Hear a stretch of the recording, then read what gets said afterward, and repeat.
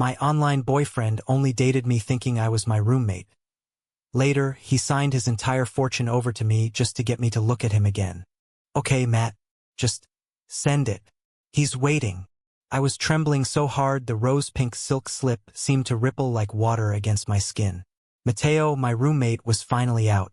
I stood in front of the mirror trying to see what Ray saw. Ray, my online boyfriend. The man who had been my only comfort for 6 months of my scholarly life. I loved him. I loved his deep, gravelly voice during our 2 a.m. calls and the way he'd whisper, "You're my only one, Matt," until we fell asleep. The phone screen glowed, displaying Ray's last message. "Send it, baby. I've been thinking about your waist all through training." My heart did that little skip it always does. Ray is my sweet, muscular, possessive online boyfriend. He was the only person who seemed to care about my day, the only one who listened to me vent about my architecture major. My phone lit up. It was a photo from Ray. My breath hitched. It was a mirror selfie, just his body. He was a titan. His shoulders were broad. His chest a heavy landscape of hard muscle, and his six-pack was so defined. His large, veined hand was hooked into the waistband of his sweats. He looked so good. Ray's text appeared, "Baby, I'm dying over here. Show me how my selection looks on you. I keep dreaming about my lover for so long." "Dreaming about me?" I whispered, a shy, giddy smile pulling at my lips.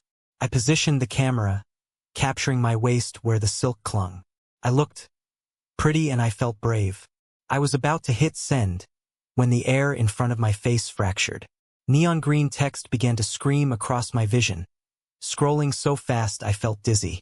I stumbled back, my heart hammering against my ribs.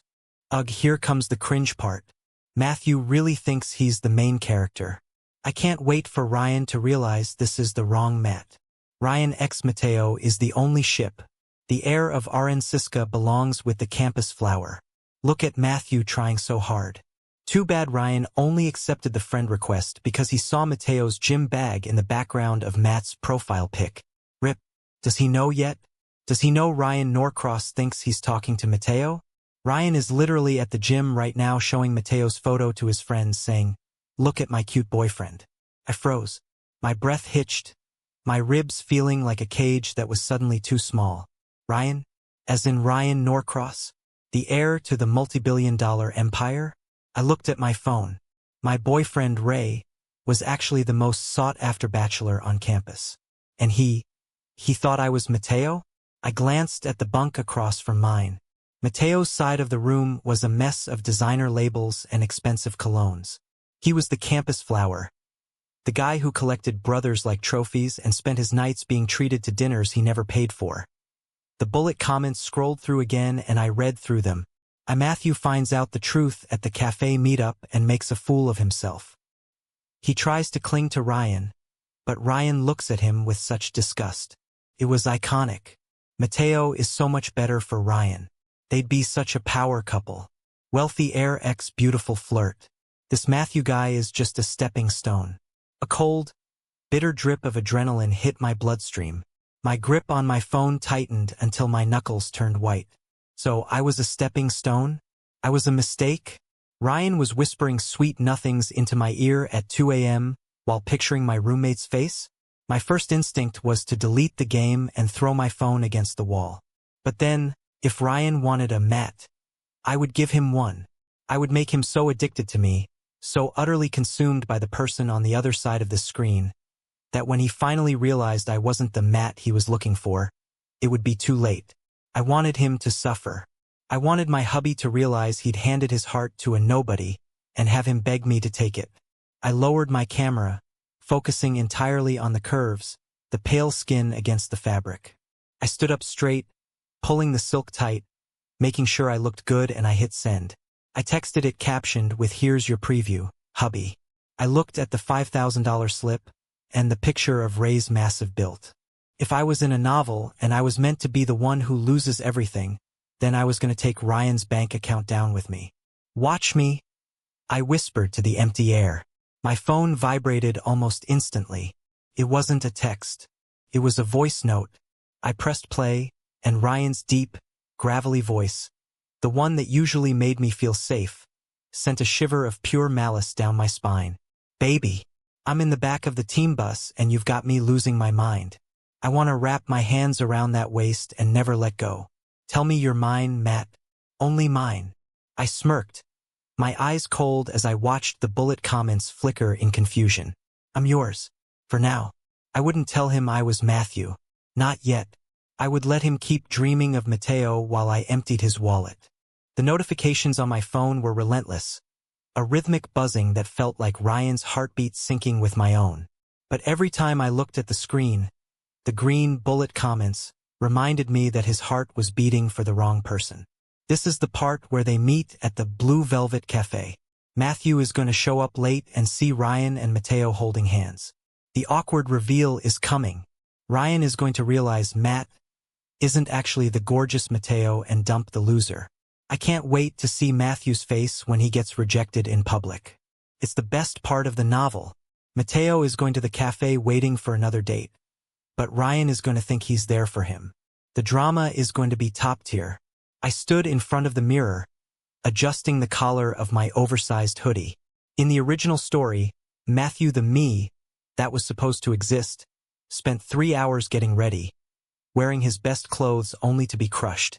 He was supposed to walk into that cafe, see Ryan and Mateo hitting it off at a table, and realize he was the third wheel in his own relationship. My phone buzzed again. I'm almost at the Blue Velvet. Table 4. I'm wearing a black leather jacket. I can't wait to finally see your face, Matt. I'm actually nervous. I felt a pang of genuine hurt. He was nervous.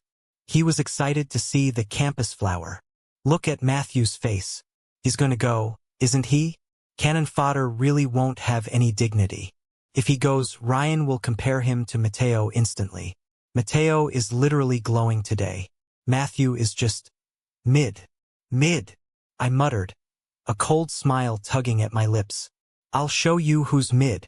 I sat down on my bed, kicked off my shoes, and picked up my phone.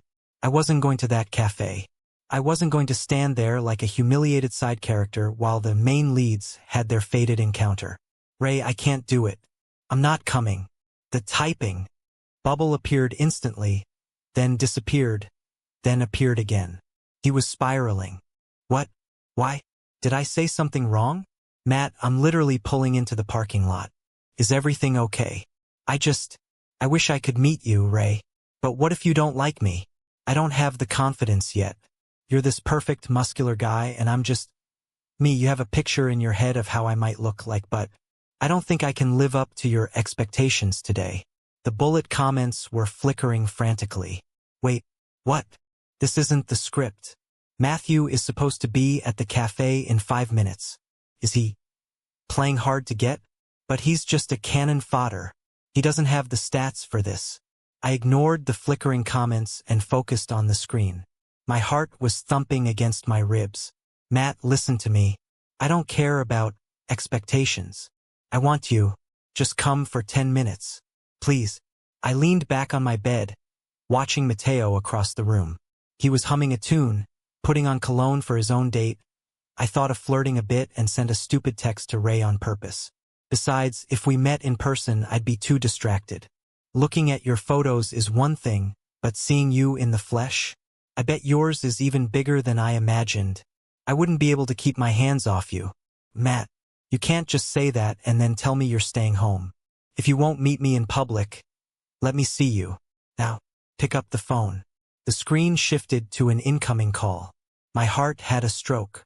I grabbed my noise-canceling headphones and retreated to the small balcony of our dorm, sliding the glass door shut to hide from Mateo's prying ears. Baby! Ryan's voice was a low, husky rumble through the speakers. It sounded more intense than usual, thick with frustration and desire. I'm here, I whispered, my voice intentionally soft and shy. I'm sorry for being a coward, Ray. You're not a coward. But I've been waiting 3 months to see who has been ruining my sleep. Switch to video, Matt. Just for me. I'll keep my camera on too. I hesitated. This was the moment. I angled my phone carefully. I turned off the main balcony light so I was mostly a silhouette against the moon, only the sharp line of my jaw and the sheer fabric of my shirt visible.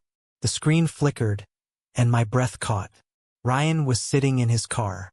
The interior lights were dim, highlighting his shoulders and the thick muscles of his neck. He looked even more intimidating than the photos. There you are. Even in the dark, God, you're beautiful. We talked for hours. I watched him through the screen as he drove back to his own place. Inside the room, I could see Mateo through the glass, eventually coming back from his date and crashing into bed. He was oblivious, and the most powerful man on campus was currently whispering filth and sweet nothings into my ear, like I was his entire world. While we shifted back to a voice call after Ray reached his home, I provoked him on purpose. Hubby, I've been thinking. If we met in real life, I bet I wouldn't even be able to walk after an hour. Seeing your photos, I bet yours is definitely even bigger than it looks in those gray sweats. Isn't it? I scrambled into my bed, glancing at Mateo, who was busy blow-drying his hair. I ducked under my duvet, creating a small, dark tent. Say that again. Ryan's voice came through, deeper, huskier, and more distorted by desire than I'd ever heard it. Say what you think about my body, Matt. I think you're a beast, Ray. I whispered into the mic, my heart racing. And I think if I were in front of you right now, you wouldn't let me leave the room. I wouldn't let you leave the bed. Matt, I can't do this anymore. I need to see you. Now. No face. I reminded him, my voice trembling. But I'll give you a video call. Just the neck down. If you promise to show me what I want to see. A jagged breath hit the speaker. Anything. Put the camera on. I switched to video call. I kept the phone angled low, showing only my collarbone and the sheer collection he bought for me which I was wearing underneath. On his end, the screen flared to life. Ryan was in his private study, his shirt already discarded. His massive chest was glistening under the dim LED lights of his room. You look so soft, baby. So small. And you look huge. I winced, watching the way his muscles rippled as he adjusted his position. We stayed like that for hours. I stayed hidden under my blankets, wincing in the dark, while the billionaire of the university sat in his mansion, completely undone by a boy he couldn't even see. Across the room, Mateo finally turned off the light and slept.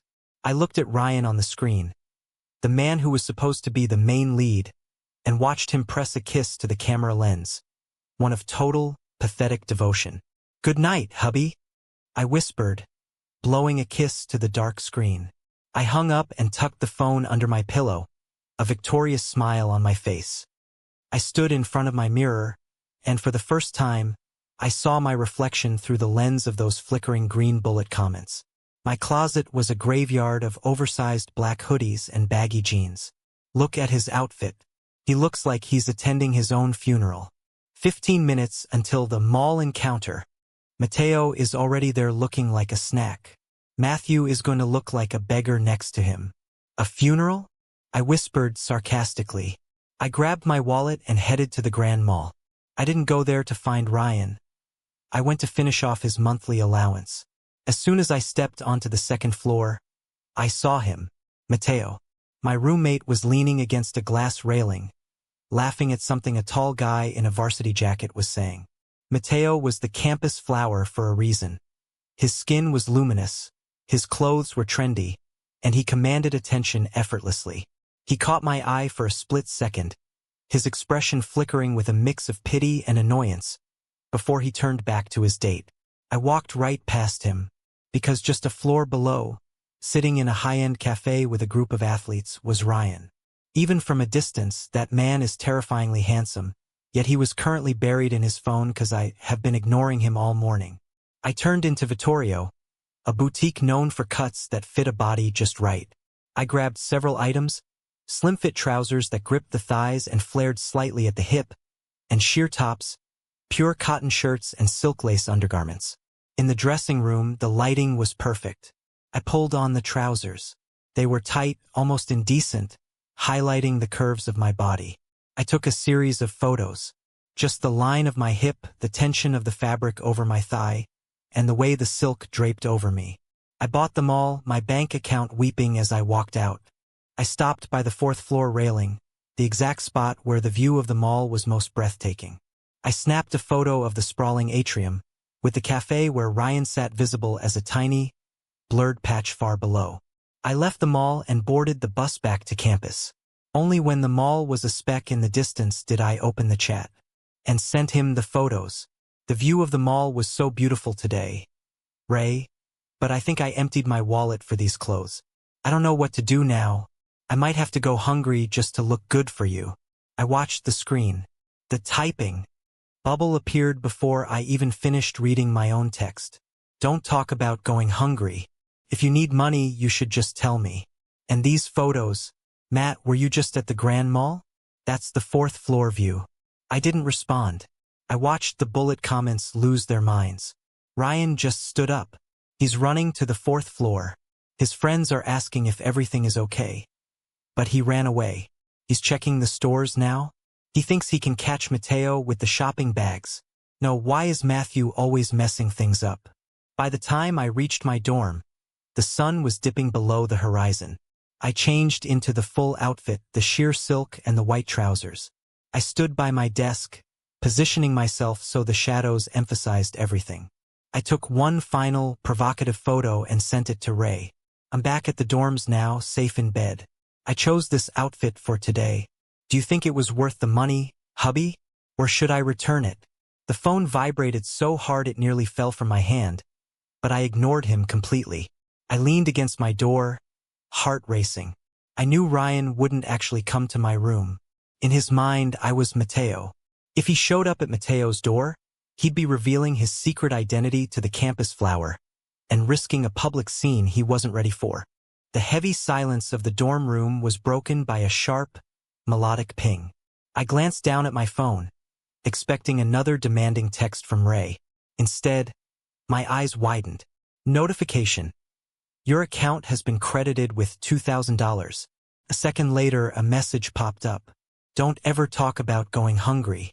Consider it a thank you gift for blessing my eyes with those photos. Buy whatever else you want. Just keep sending me those views. I stared at the screen, a dry, hollow laugh escaping my throat. $2,000. To Ryan Norcross, this was nothing.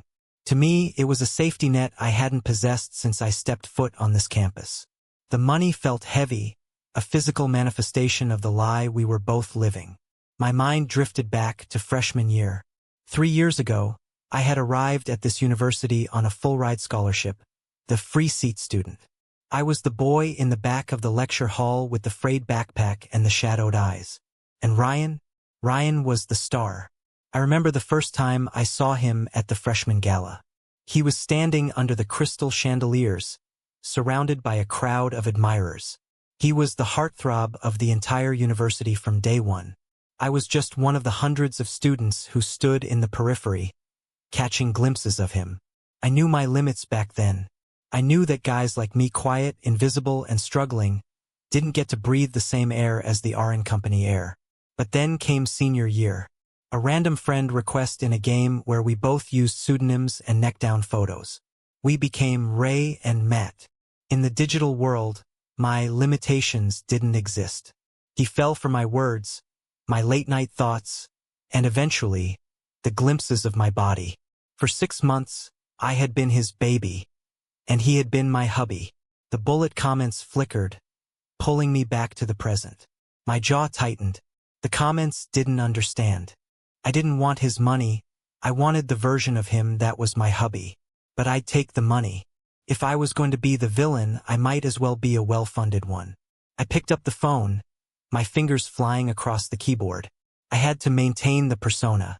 To Ryan, Matt was supposed to be the charming, slightly spoiled beauty he saw in my roommate. Thank you, baby. I guess I won't be going hungry from shopping for you after all. You're far too generous. It makes me wonder how I should reward you. I could almost feel the heat from the other side of the screen. I knew how Ryan worked. He was a man of power and possession. The idea of rewarding him would keep him up half the night, staring at the silhouette photo I'd sent earlier. Don't worry about the reward yet. Just stay beautiful for me, Matt. I'll collect my debt when we finally meet. Ryan didn't know he was talking to me. I put the phone on Do Not Disturb and laid back in the dark. I had the money, I had the clothes, and I had the heartthrob's undivided attention. That's enough to break up later on dramatically. The days following the canceled meeting were a blur of digital intoxication. To the rest of the campus, I was still the invisible student haunting the back rows of the architecture studio in my oversized black hoodies, my face hidden behind a mask and bangs. But the moment the dorm door clicked shut and Mateo left to play Campus Flower, the hoodie came off. Under the warm glow of my desk lamp, I wore the silk, the mesh, and the lace, all bought with Ryan's gifts. Every few days, a fresh credit notification would hit my phone. For your coffee, he'd say, sending $500. For something pretty, he'd text, sending 1,000. I saved every cent. In my mind, this wasn't just a romance.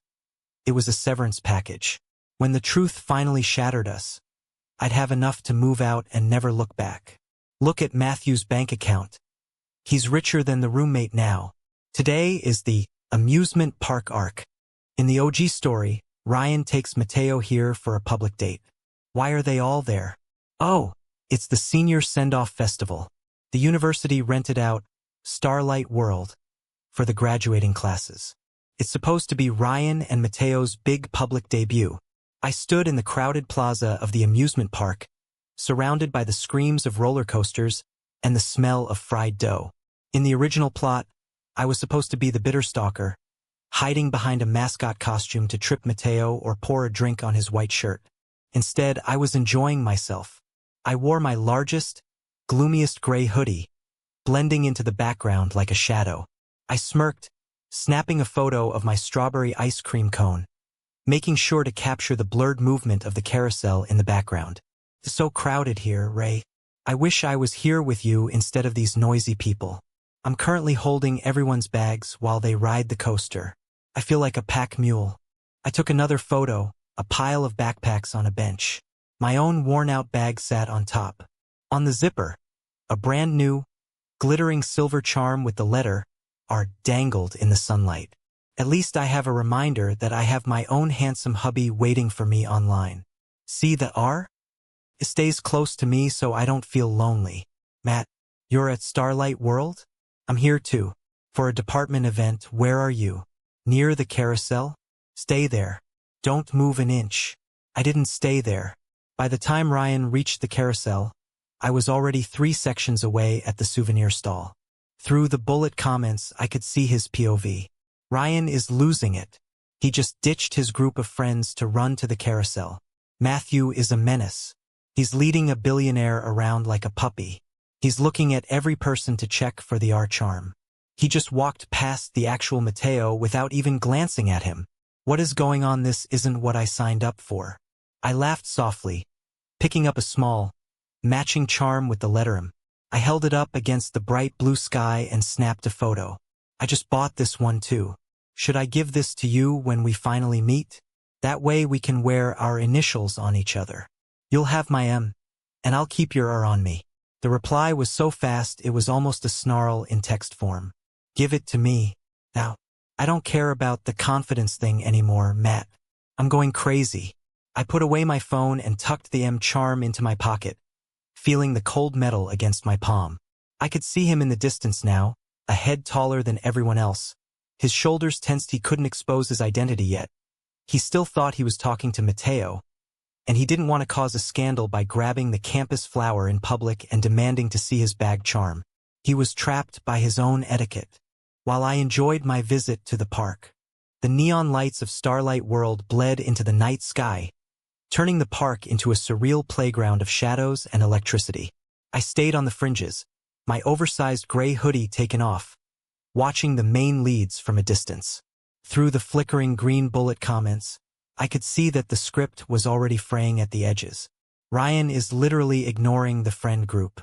He's been staring at the M charm photo for 20 minutes. His friends are trying to get him to ride the Ferris wheel, but Ryan looks like he wants to bite someone's head off. He's searching for the R bag charm. I moved toward the water district of the park. While the elite crowd was busy networking, I slipped into the jungle-themed flume ride, letting the artificial mist dampen my face. I took a bunch of photos, the splashing water, the dark greenery, and a blurred shot of me laughing as the boat plunged down the drop. And after we sat back in our campus bus, I sent him the photos. Hubby, the jungle ride was so thrilling. When we finally meet, let's go to even bigger amusement parks. I want to go to the movies with you too. I want to sit in the back row and see if you're as bold in person as you are in our chat. The typing bubble was a frantic flicker. The back row? Matt, if you keep talking like that, the movie is the last thing we'll be watching. I'm exhausted without you by my side. I want the real thing. I smirked, leaning against the bus window.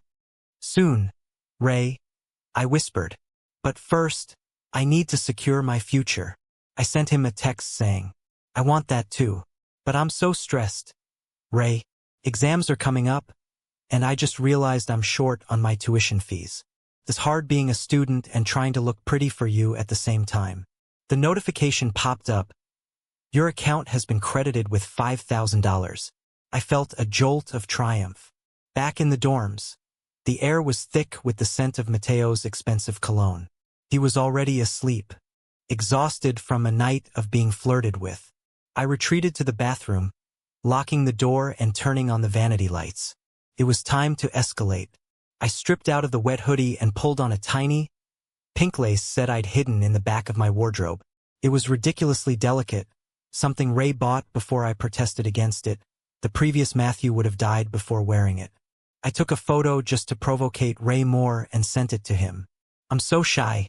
I don't know what these clothes are doing to me. Ray, do I look okay? I didn't stop there.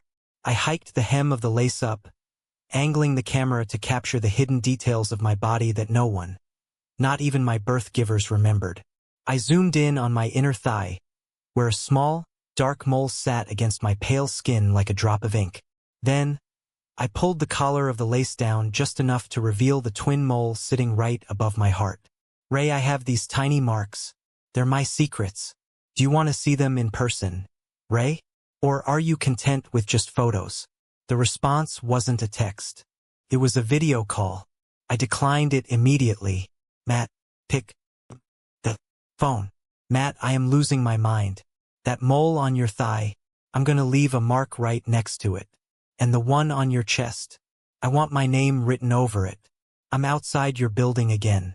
I don't care about anything. Tell me the room number. I leaned against the bathroom door, my heart thundering. Ryan wouldn't knock. He was too terrified of Matt being angry with him for exposing their secret before I was ready. He thought he was protecting his shy, beautiful boyfriend. He didn't realize he was being played by the same boyfriend. Not tonight, hubby. I'm too tired from the park. Go home and dream about my secrets. Maybe if you're good, I'll show you more tomorrow. I came out of the bathroom and watched through the window as the tall, broad-shouldered silhouette of the campus heartthrob stood frozen in the moonlight for 20 minutes. Before finally, reluctantly, walking away, the morning sun hit the mirror in the architecture studio, and for the first time in 3 years, I didn't flinch at my own reflection. The gloomy face was fading. Thanks to Ryan's relentless gifts, my bathroom counter was now a laboratory of high-end serums and luxury skincare. The deep, purple hollows under my eyes, the ones I'd carried since freshman year from pulling double shifts at the library, were gone. My skin looked luminous, translucent, like polished porcelain. I pulled on my usual black hoodie, and those annoying bullet comments flashed me again. Look at his skin. He's literally glowing.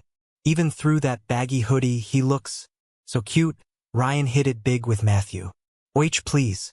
He is just getting it easy with a sugar daddy. Yahaha. Too bad he's just a high-end substitute. Ryan is currently at the campus gym, telling his friends he's finally going to propose a serious relationship to the person he's texting. I felt a sharp, cold pang in my chest. Serious. He wanted a serious relationship with a person who he was convinced was someone else. TSK. I headed to the central cafeteria for lunch. It was peak hour, a chaotic sea of students and clattering trays. I scanned the room and spotted them, the gods of campus, occupying the large circular table in the center. Ryan was there, his back to me. Mateo was sitting directly across from him, leaning forward, laughing at something the rowing team captain said. I took a tray and sat at a small, cramped table right behind Ryan.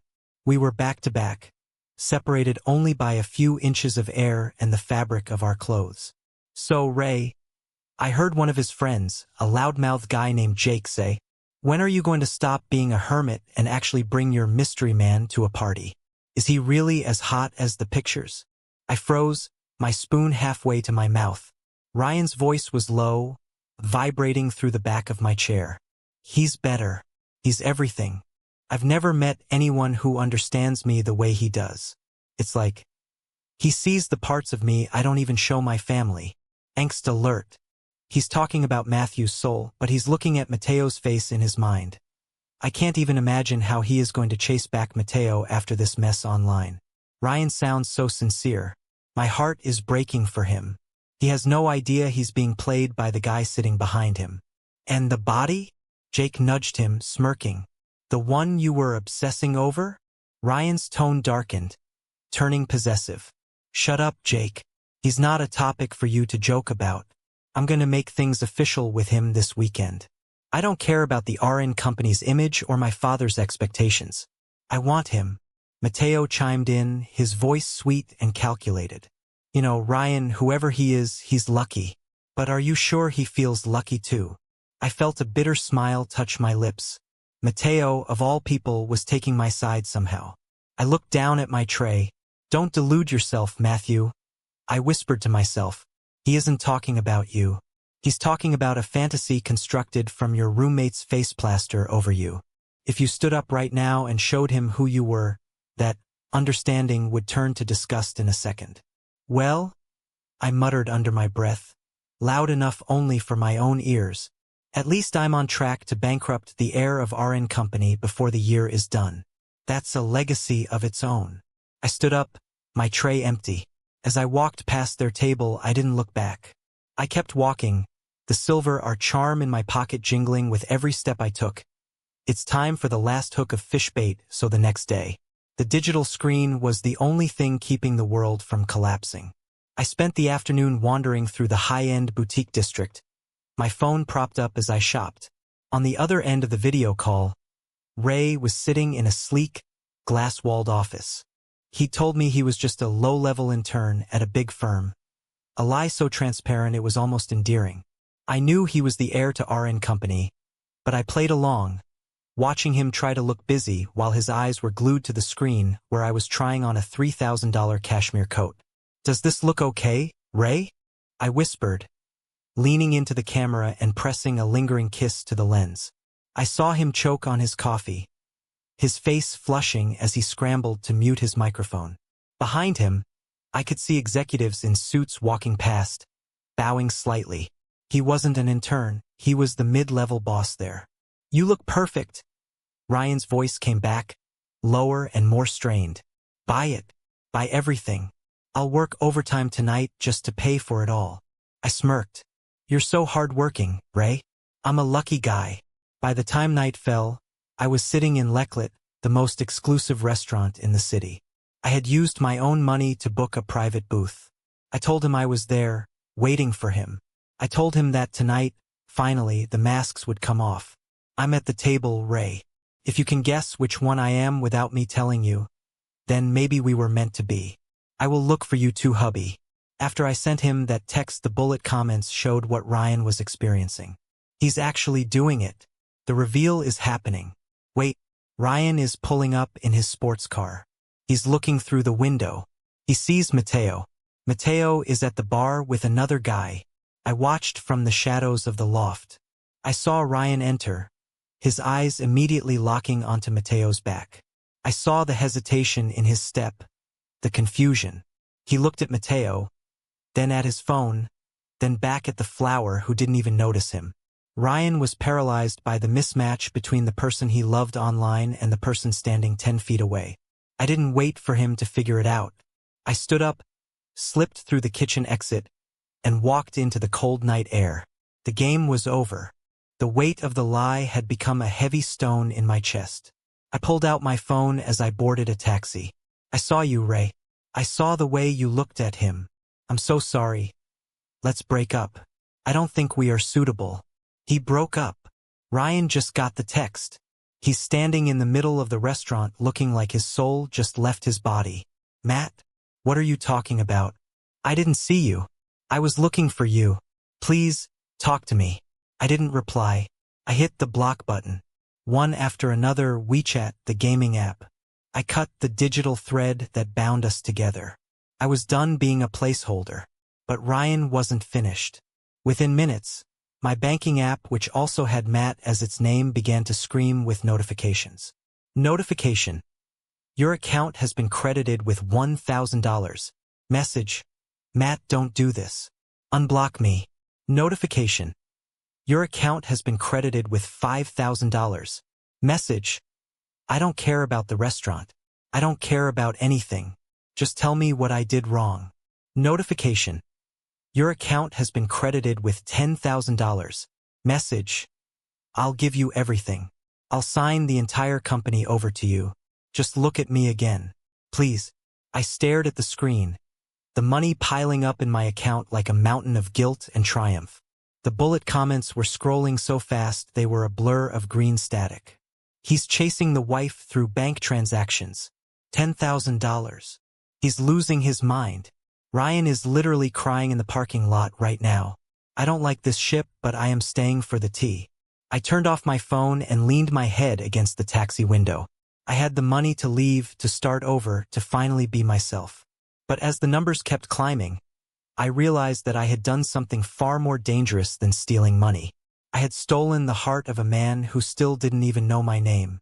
The atmosphere on campus had shifted from academic focus to a state of high alert tension.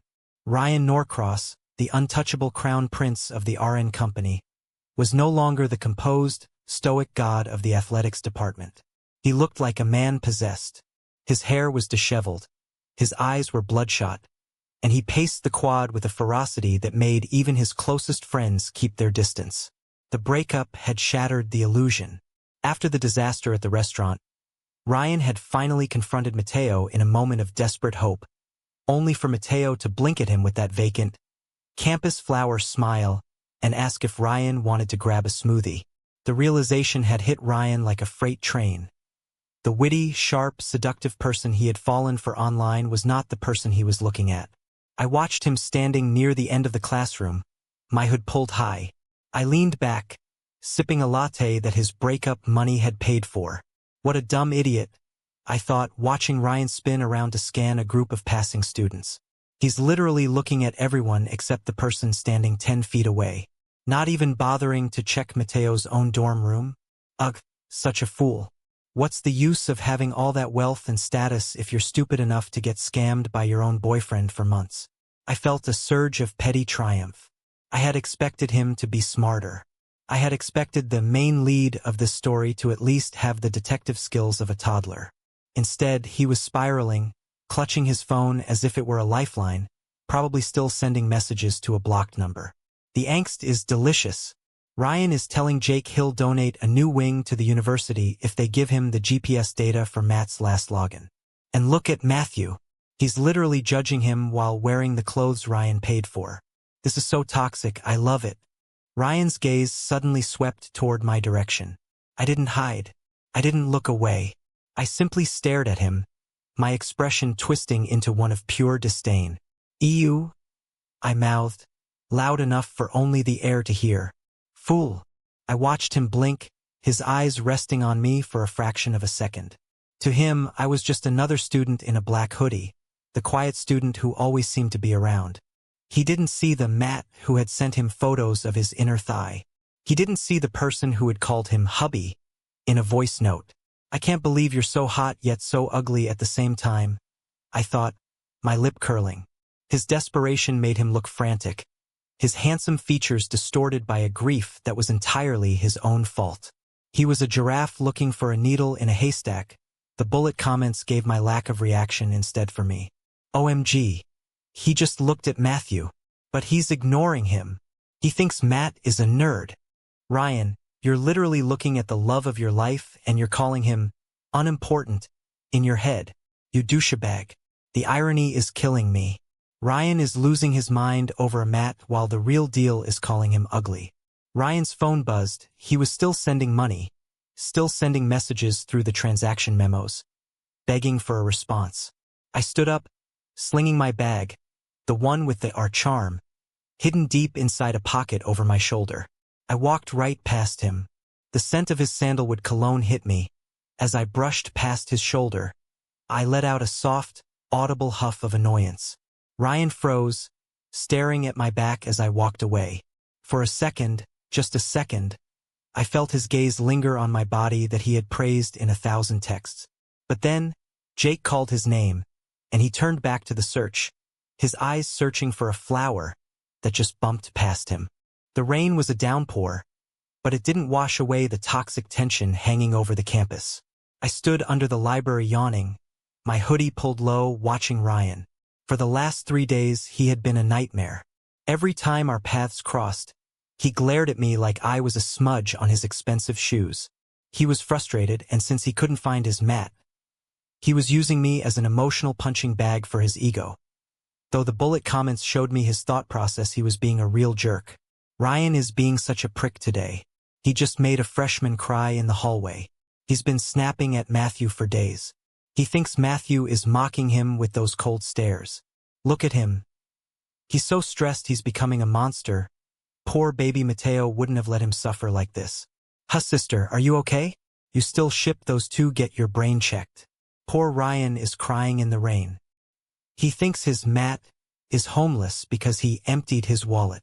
He has no idea. Well, if my sister from Bullet Comments got checked, but I checked my phone. Another $3,000 notification. Message. I'm losing my mind. If you're playing with me, just tell me. I'll give you anything. Please. I scoffed. The contrast was disgusting. Online, he was a begging dog. In person, he was a tyrant. Ryan charged up the library steps, soaking wet and radiating pure malice. I was standing near the door, and as he approached, I didn't move fast enough for his liking. He didn't just ask me to move. He stepped into my personal space and used his shoulder to shove me hard against the brick pillar, and I winced with pain. I told you yesterday to stay out of my way, didn't I? Ryan hissed, his face inches from mine. His eyes were dark with a twisted kind of rage. Every time I turn around, you're there with that pathetic, judgmental look on your face. You think you're better than me? Kid, you're nothing. My shoulder throbbed where it hit the brick. My blood boiled. Maybe if you weren't such an incompetent loser, you wouldn't feel so judged. I spat back, my voice trembling with fury. You're out here terrorizing students because you're too stupid to keep a boyfriend. No wonder he left you. Who would want a pathetic bully like you? Ryan's hand slammed against the wall next to my head, the sound echoing like a gunshot. You don't know a damn thing about my life. I know enough. I snarled. Ryan's eyes widened in shock, then darkened. He shoved me back hard. My back hit the library door, and the force of the jolt snapped the thin silver chain hidden under my hoodie. The charms flew out and landed on the stone between us with a sharp, metallic clink. The silence that followed was deafening. Ryan's eyes dropped to the charm. I watched the color drain from his face. The rage vanished, replaced by a paralyzing, horrific realization. He recognized it. He stared at the glittering silver letters, the exact one from the photo I had sent him. His head snapped up, his gaze finally locking onto mine with a look of pure, agonizing realization. That's... His voice broke, becoming a pathetic, strangled whisper. Mot. No. I just hurt you. He reached down, his hand trembling as he tried to pick up the silver letter. He looked like he was about to burst into tears and was finally falling to his knees, and he picked up the M. But I was done. The shove, the insults, the weeks of being looked down upon, it all crashed down. As his fingers were inches from the R, I swung my foot with every ounce of spite in my body. Clack. I kicked the charm hard. It skidded across the wet stone, flew over the edge of the stairs, and fell into the woods. Don't touch me, and don't touch my trash, I said, my voice vibrating with ice-cold hatred. You wanted me to move? Fine. I'm moving. Stay in the rain where you belong, you miserable jerk. I walked past him, leaving him frozen on the steps. I didn't look back, but the bullet comments were screaming. He kicked the symbol of their love into the mud. Ryan is literally on his knees in the mud now, digging through the mud with his bare hands. The heartbreak is real. He just realized the boy he bullied is the only person he ever loved. I wiped the rain from my face, and my tears were spilling out too. I climbed the stairs to my room, my shoes squelching with every step. I didn't turn on the lights. I just sat on the edge of bed, dripping wet, staring at the empty space where my heart used to be. Across the room, Mateo's side was vibrant and expensive, filled with things he didn't have to work for. I looked at my own hands, the hands that had typed, "I love you," to a man who just called me nothing to my face. The bullet comments became quiet, maybe because the male lead of the story just broke character. I pulled out my phone. The banking app was still sending notifications. Notification: your account has been credited with $10,000. Message: I'm sorry. I'm so sorry. Please don't ignore me. Please let me speak to you. I'm a monster. I'm a fool. Just give me a chance. I didn't feel triumphant this time. I just felt tired. So I laid back, letting the cold water from my clothes soak into the sheets, and closed my eyes. Outside, near the library stairs, the campus heartthrob was covered in filth, his expensive leather jacket ruined, his fingers raw as he clawed through the mud for a letter, R, that I had already discarded. At night, I sat in my dorm, waking up from a nap to reduce my headache. And now I want to sit back and relax and enjoy my night, when all of a sudden, I hear this agitating, grating voice. "Matthew," Ryan's voice muffled through the wood. It was raw, stripped of all pride. "I know you're in there. I found it. I found the charm. I stayed in the mud until I found it. I didn't move." I looked at Mateo, who was scrolling through his phone on the other bed. "Mateo," I said, my voice like dry ice, "there's a beggar at the door. Deal with him." Mateo blinked, confused, but opened the door. Ryan was standing there, soaked from the rain, looking absolutely wrecked. In his hand, he held the silver R charm, now cleaned but permanently scratched. When Ryan saw Mateo, his face twisted in a look of profound agony. In the past, seeing the campus flower would have made him pull his shoulders back, trying to be the perfect suitor. Now he looked at Mateo with actual resentment. "Where is he?" Ryan choked out, his eyes trying to peer past Mateo to find me. "He's busy, Ryan," Mateo said, feeling the awkwardness. "Maybe you should go home? You look really bad." "I don't care how I look," Ryan snapped, his voice rising in a desperate plea meant for my ears. "Matthew, I'm wearing it. I put the M on a chain. I'll wear my R too. I'll wear a leash if you tell me to. Just look at me." I stood up, walking into the line of sight just enough for Ryan to see me. I didn't look at his face. I looked at the muddy, scratched charm in his hand. "You look pathetic, Ryan," I said, my voice bored. "You spent months courting Mateo and only dated me because you thought I was him. Now you're standing at his door, begging for me, while he watches. Doesn't that feel shameful?" Ryan's eyes filled with tears, his gaze fixated on me with a hunger that was almost frightening. "It doesn't feel like anything compared to the silence you've given me.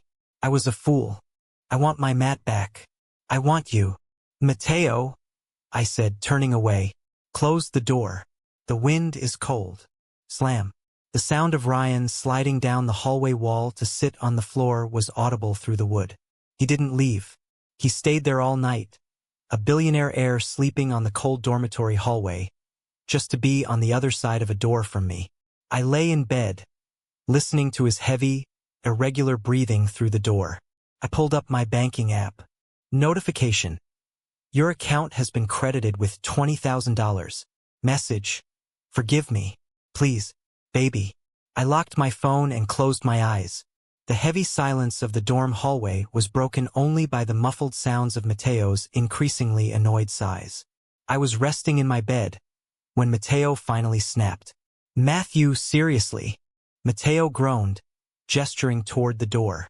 "He's still out there." I tried to go out to get water and I almost tripped over him. It's been 6 hours. He's the heir to a literal empire. If the press or the dean finds him sleeping on our floor like a stray dog, we're both going to get kicked out. I didn't even look up. He's a big guy, Mateo. He has a car. He has a penthouse. He chose the floor. He's shivering, Mateo hissed. And he smells like rain and misery. Just do something. I stood up, grabbed a rough, scratchy gym towel from my laundry basket and marched to the door and ripped it open. Ryan didn't even have the energy to stand. He was slumped against the doorframe, his expensive shirt wrinkled and damp, his head resting against the wall. When the door moved, he nearly tumbled backward into the room. His eyes, bloodshot and frantic, snapped to mine. "Mort," he rasped, his hand instinctively reaching for the silver charm hanging around his neck. I didn't give him the chance to be dramatic. I threw the towel directly onto his face. "Get up and get lost." Ryan didn't move. He just sat there, wrapped in the towel, looking up at me with a gaze so full of longing it should have been illegal. "I can't. I'm not leaving until you believe me." "I told you to move," I said, my voice dropping to a dangerous level. When he remained glued to the floor, I lost the last of my patience. I reached down, grabbed the collar of his damp jacket, and hauled him upward.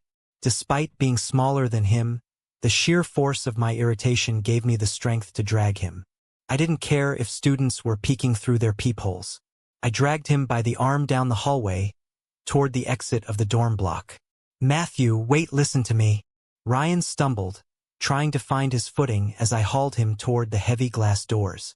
"I know I was a fool, but the person I talked to every night, the one who made me feel loved, the one I loved, that was always you." Yeah, I muttered, pushing the exit door open and shoving him out into the cool night air. "Whatever. Save the poetry for your next victim." "It's the truth, Matt," he shouted as I tried to shut the door. He blocked it with his shoulder, desperate to keep the connection open. Even when I thought it was him, I was frustrated because he didn't feel like you. I was falling for Matt every single day, even when I was confused. It was your mind, your words. It was always you attracting me like a magnet. I was just too blind to see you were right in front of me. I leaned against the door, staring at him through the glass. He looked broken, his heart literally on his sleeve, begging for a crumb of the affection I used to give him for free. "Great speech," I said, my face a mask of boredom. "Now get lost. You're blocking the fire exit, and treat your shoulder later on." I let the door click shut and turned the lock. I walked back to my room, ignoring the vibration in my pocket. Notification. "Your account has been credited with $5,000. Message. Forgive me, baby. I'll be back tomorrow. I'm not giving up on us." I rolled my eyes and crawled into bed. He could stay out there until he turned into a statue for all I cared. But as I closed my eyes, I couldn't help but remember the way he got back the charm for me because I thought he would crush it with disgust. Well, not my problem. The architecture department's courtyard was quiet during the morning golden hour, but I couldn't get any light on me as Ryan is literally holding a parasol to block the sun from hitting my sketchbook. I was sitting on a stone bench, sketching the arches of the university. I finally sighed, closing my book with a sharp thud. "You're blocking my light, Ryan." "Sorry, baby," he whispered, his voice smooth and low, the mean edge completely replaced by a honeyed, desperate warmth. "I just didn't want the sun to tire your eyes. You stayed up late studying again. I saw your light on until 3 a.m. I looked at him with an arched brow. "Stalking is a crime, you know?" Ryan looked up at me, and he reached into his pocket and pulled out a box. Inside was a custom-made stylus for my digital tablet, encrusted with a single tiny diamond. "It's not stalking if I'm just guarding my treasure," he whispered, leaning in just close enough for me to hear him. "And since I'm a useless fool, the least I can do is make sure my husband has the best tools to become the greatest architect in the country." "I'm not your husband," I snapped, though my heart gave a traitorous little skip at the word. "Not yet," Ryan replied.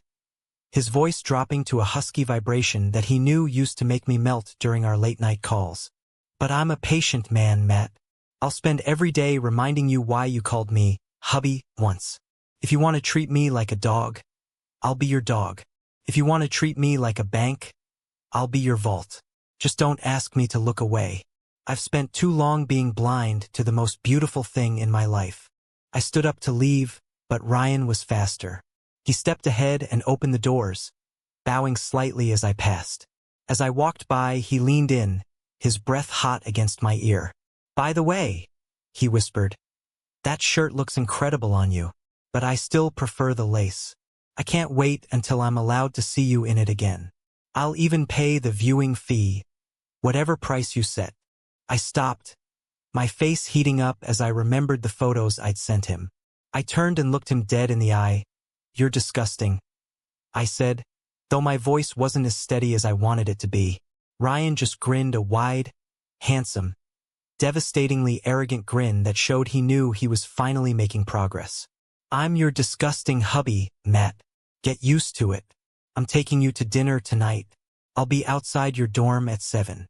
If you don't come down, I'll just start singing under your window until the dean makes you take me in. I'll call the police," I threatened, walking away. "I'll pay their bail," he shouted after me, his laugh echoing through the hallway. At times like this, I wish the bullet comments still appeared to make it less awkward. TSK. I reached my desk, my heart thundering. I looked at my phone. Notification. Your account has been credited with $7,777.77. Massage. 7 is for luck. I'm gonna need it to win back the heart I was too stupid to keep. See you at 7, baby. I leaned my head on the cool drafting table, a small, involuntary smile tugging at my lips. He was a jerk, a fool, and a persistent shadow, but he was my jerk. At 6:55 p.m., I stood by the window of our dorm, hidden behind the curtain. Below, Ryan looked like a model from a high-fashion magazine, but his posture was all wrong. He was pacing, checking his watch every 10 seconds, his face pale with the kind of anxiety usually reserved for death row inmates. "He's still there," Mateo remarked, peeking over my shoulder while eating chips.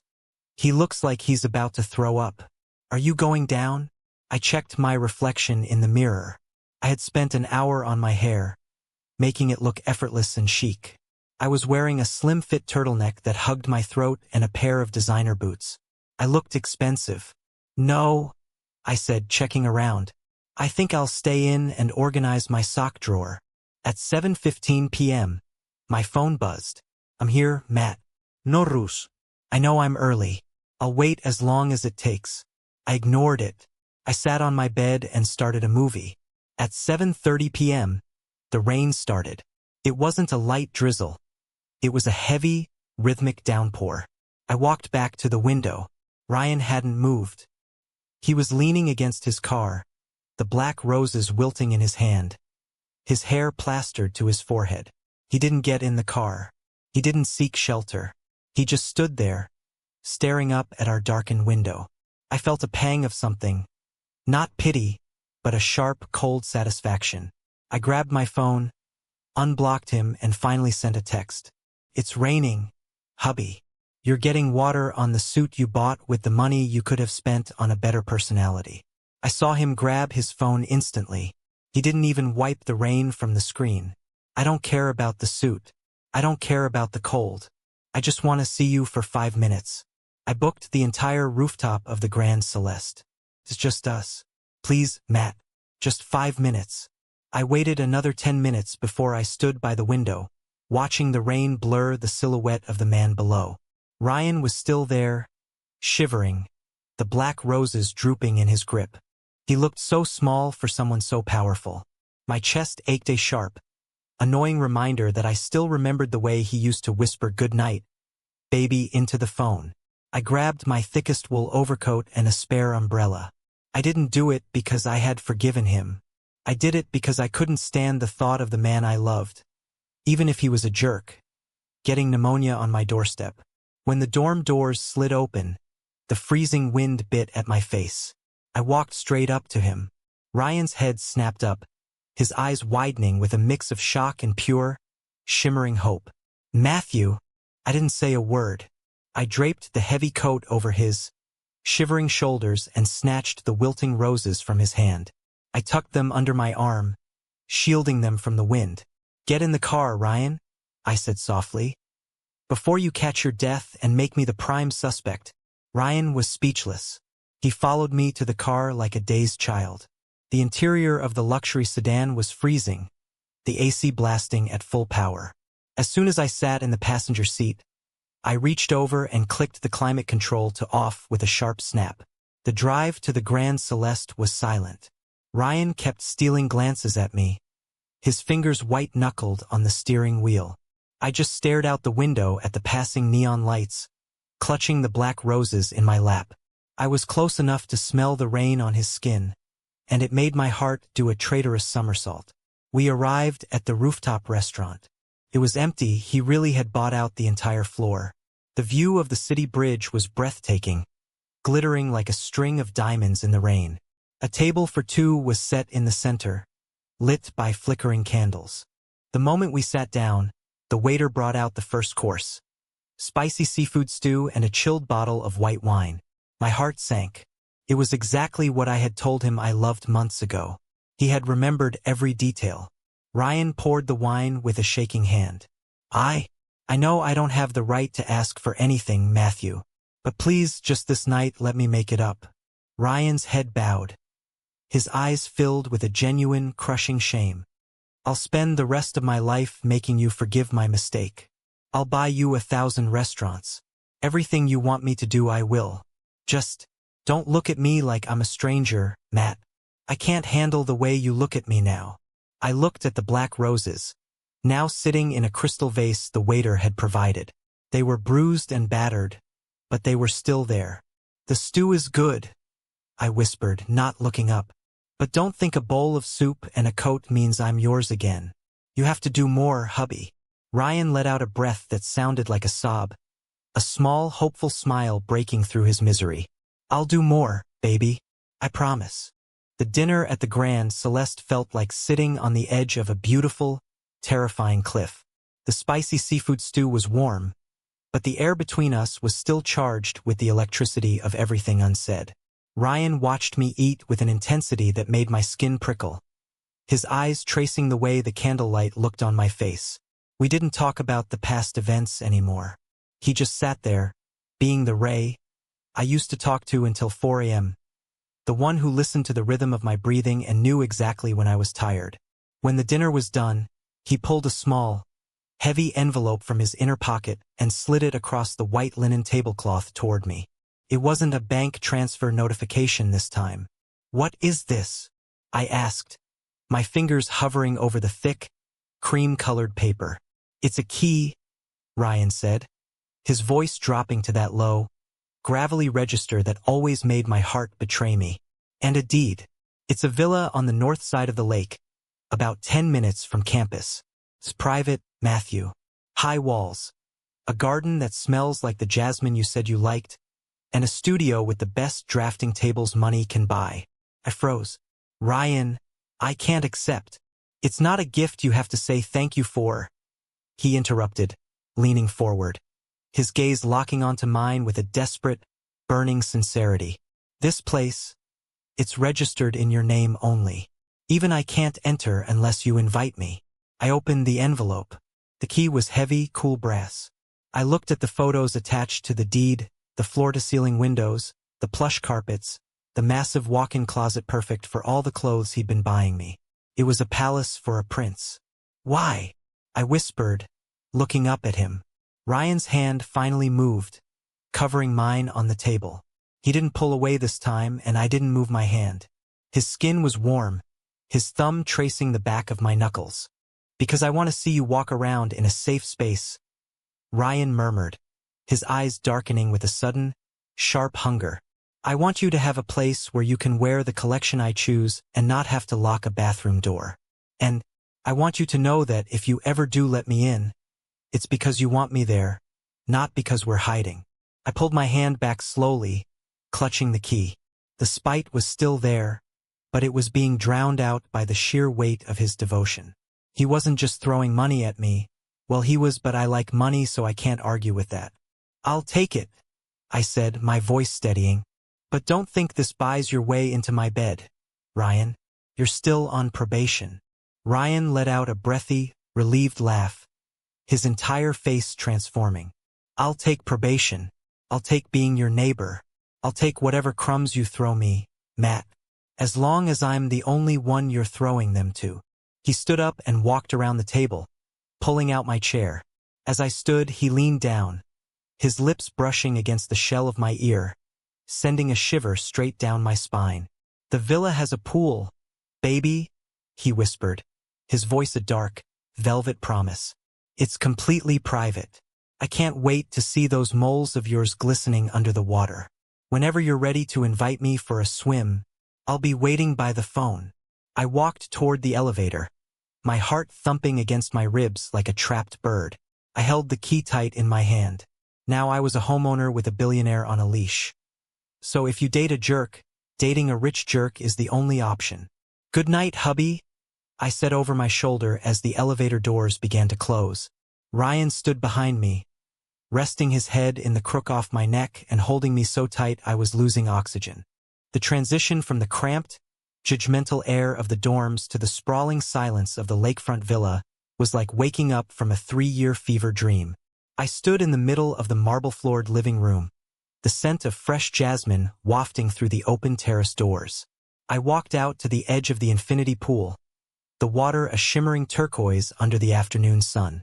I stretched, feeling the warmth on my skin, and began to unbutton my shirt, ready for a private dip.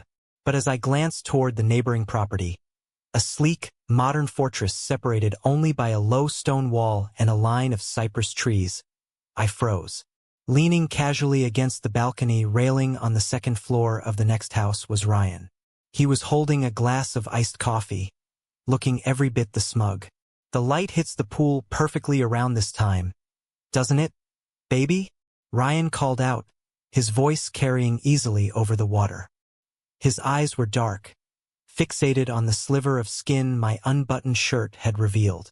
I made sure to pick this unit for you specifically. The view from my bedroom is unparalleled. My face went from pale to beet red in a second. You're the neighbor. You absolute creep. I didn't even think. I grabbed a decorative outdoor cushion from a lounge chair and hurled it with all my might toward the stone wall. It didn't reach him, obviously, but the gesture sent him into a fit of low, melodic laughter that made my heart do a stupid backflip.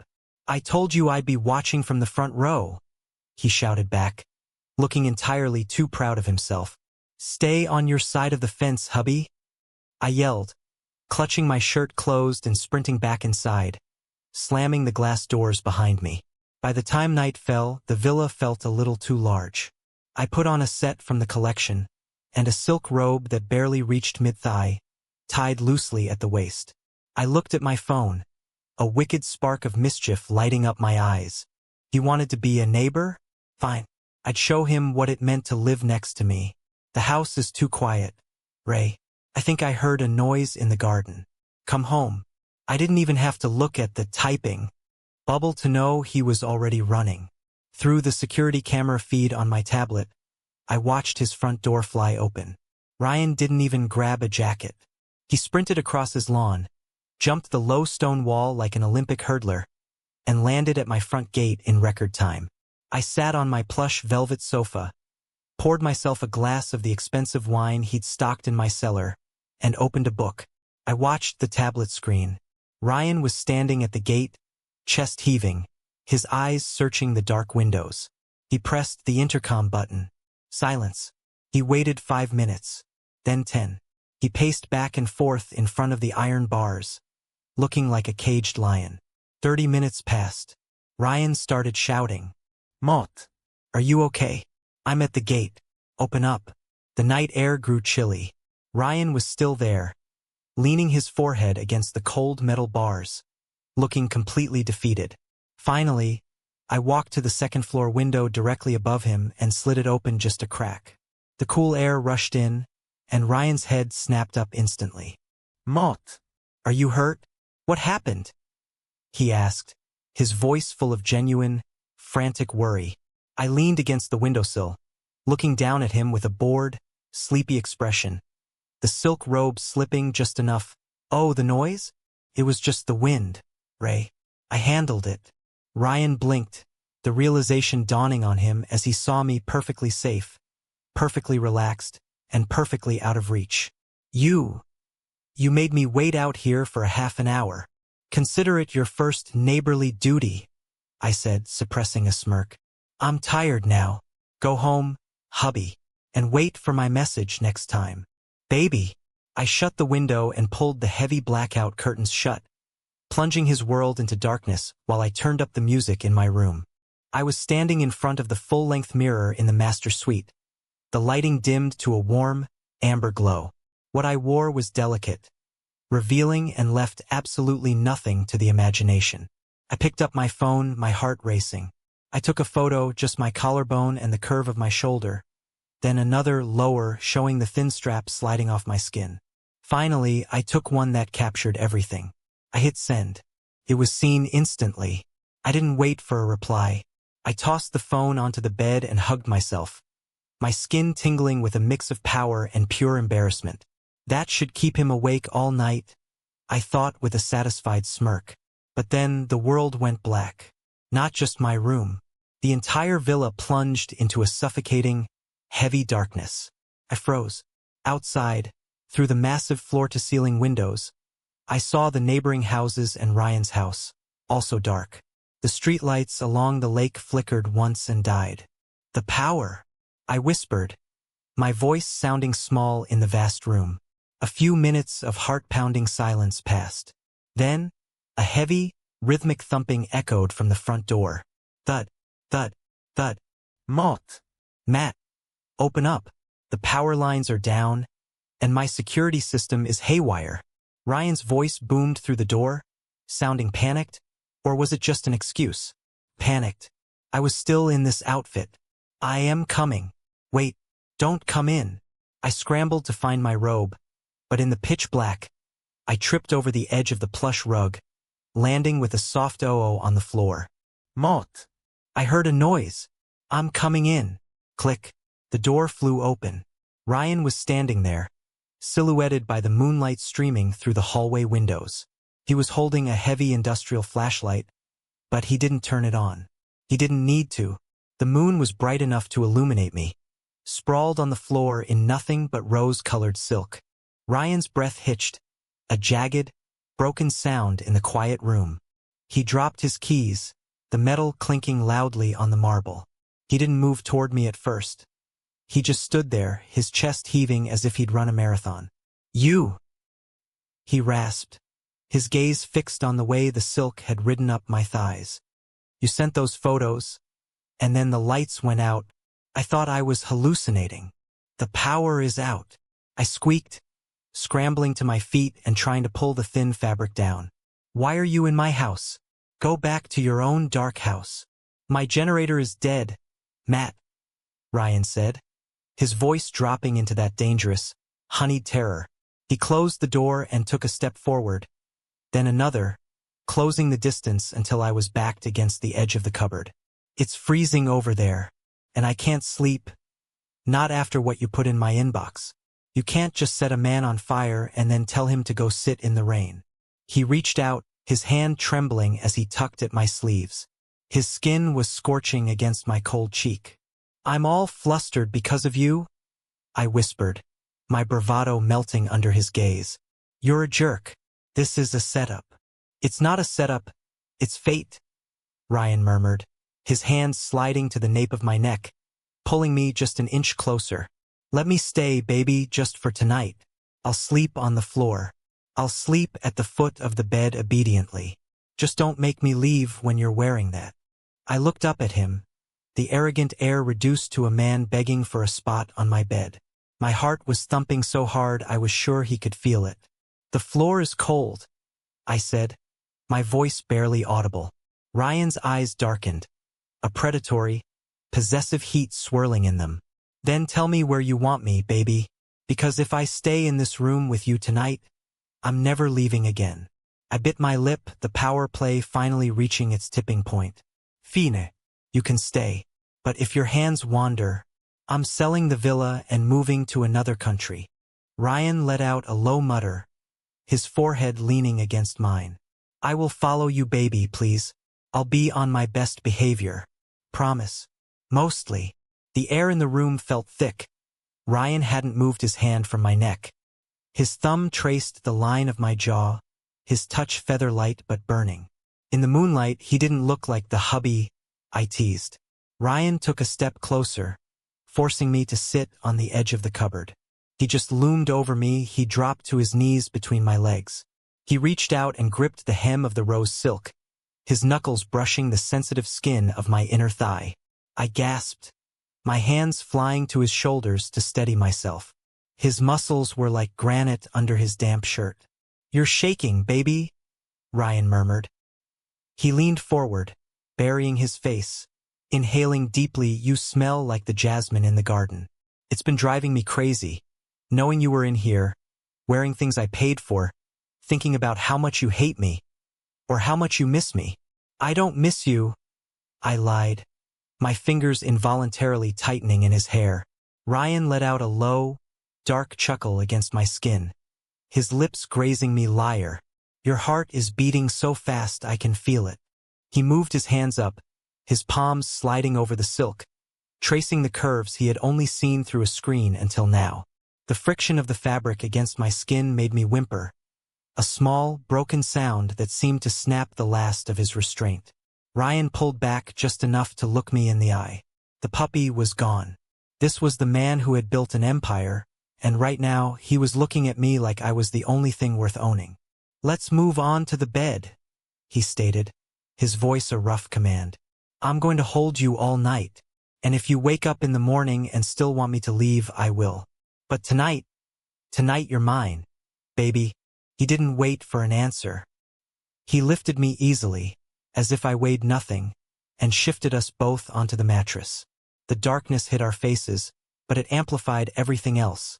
The sound of our ragged breathing, the rustle of silk, and the heavy weight of his body as he pulled me flush against him. I pressed my face into his chest, the scent of him finally calming the storm in my head. If you're still here when the lights come on, I whispered into the dark. I might just keep you. Ryan's arms tightened around me, his lips pressing a firm, lingering kiss to the top of my head and lower, leaving marks where he said he would. The lights are never coming back on if it means I have to leave this room. The timing couldn't have been more cruel or more perfect. The second the words left our lips, the villa groaned back to life. It started with a low hum of the refrigerator in the kitchen, followed by the soft chime of the smart home system. Then, the overhead recessed lighting in the master suite flared to 100% brightness, flooding the room in a clinical, uncompromising white glow. We both winced, squinting against the sudden glare, but as our eyes adjusted, the reality of our positions hit us like a physical blow. In the dark, it had been all about sensation. The heat of his skin, the smell of sandalwood, the weight of his body.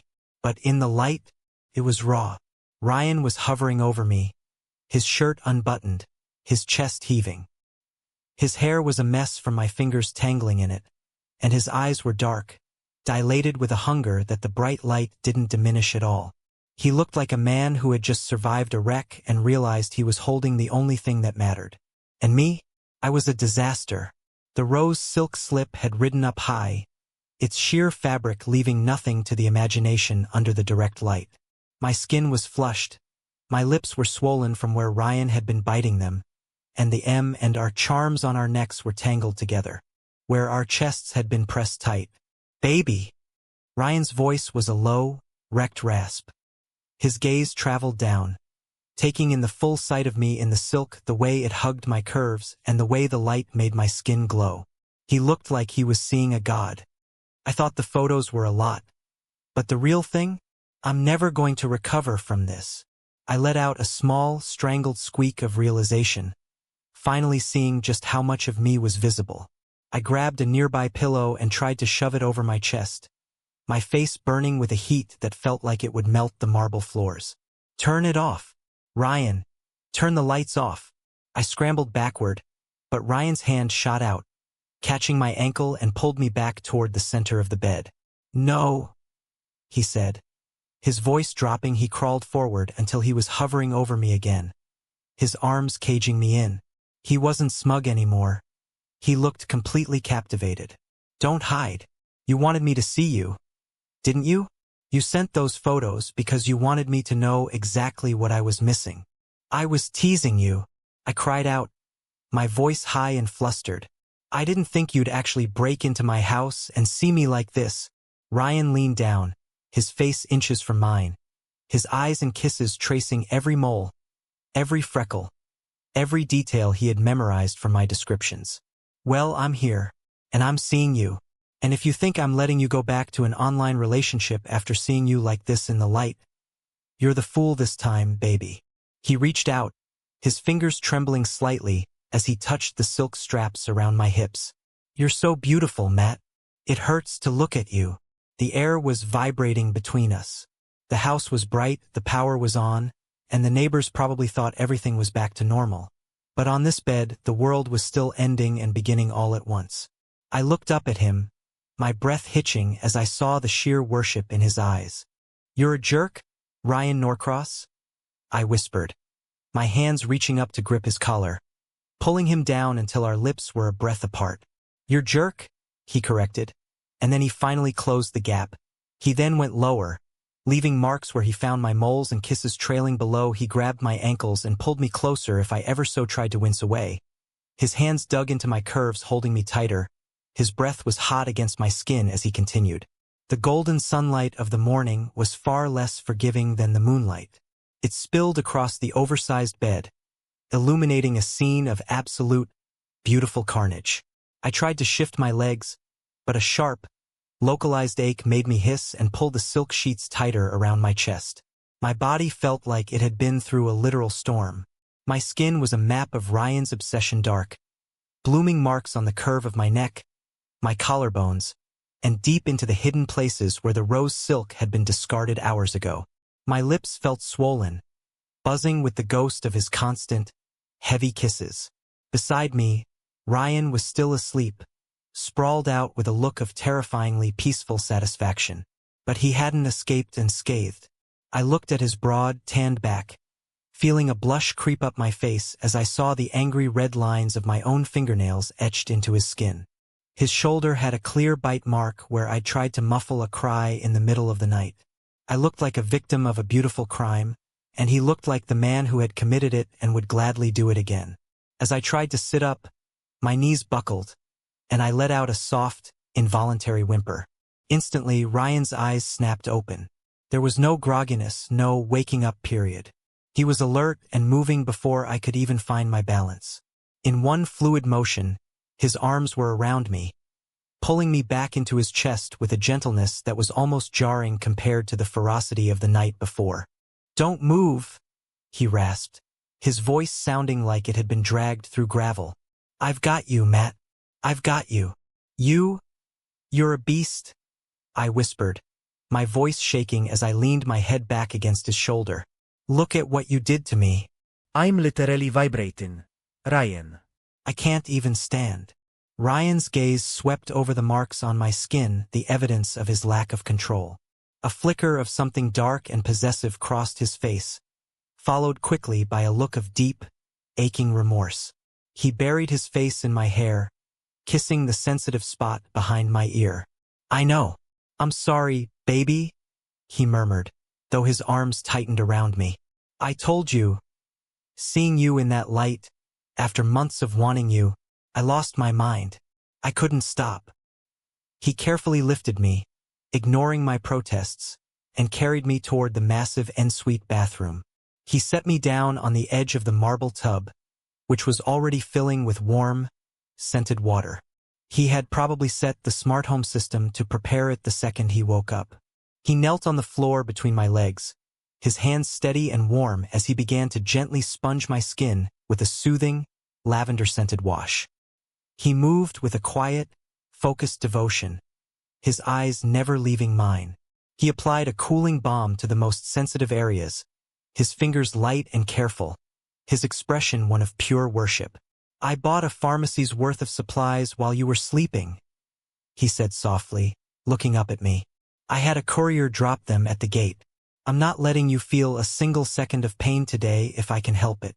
I looked down at him, this powerful, terrifying man kneeling at my feet, tending to the marks he'd made. I reached out, my fingers trembling as I traced the bite mark on his shoulder. You look like you fought a tiger, I said, a small, tired smile finally breaking through my exhaustion. Ryan grabbed my hand and pressed a lingering kiss to my palm. I'd fight 1,000 tigers just to spend another hour in that bed with you. But today you don't move. I'm carrying you to the sofa. I'm feeding you. And I'm making sure you realize that the baby is the most precious thing I own. I'm not yours to own, I reminded him, though I leaned into his touch. Then I'm yours to own, he countered, his eyes burning with that familiar fire. Use me, Matt, because after last night, there's no going back. I'm yours until the end.